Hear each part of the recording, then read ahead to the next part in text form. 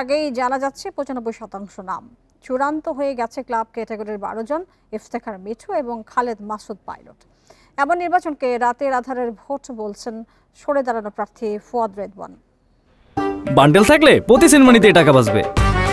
বিকাশ send money bundle কিনে জিতুন প্রতি লেনদেনে। ১৫ ক্লাবকে কাউন্সিলরশিপ ফিরিয়ে দিয়েছে হাইকোর্ট। প্রার্থিতা বহাল থেকেছে ইফতেখার মিঠুর। নতুন করে সমীকরণ শুরু হয়েছে, নতুন করে চাওয়া হচ্ছে ভোট অথবা কেন্দ্রে এসে ভোট দিতে বলা হচ্ছে। সকাল ১০টা থেকে বিকাল ৪টা পর্যন্ত চলবে নির্বাচন।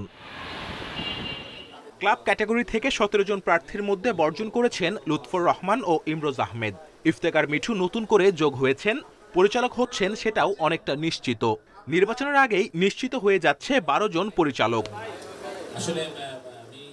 এমন নির্বাচনকে রাতের আধারের ভোট বলে তুলনা করছেন ঢাকা জেলা থেকে প্রার্থী রেদওয়ান ফুয়াদ।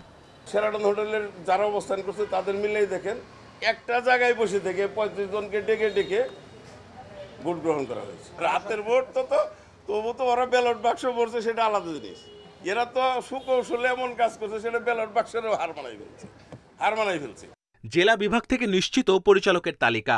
ঢাকা থেকে বুলবুল, ফাহিম, চট্টগ্রাম থেকে আসিফ আকবর, আহসান ইকবাল ও খুলনা থেকে রাজ্জাক রাজ ও জুলফিকার আলী নিশ্চিত। রাজশাহীতে নির্বাচন হলেও মোকলেসুর ও শামস মতিন পরিচালক হচ্ছেন।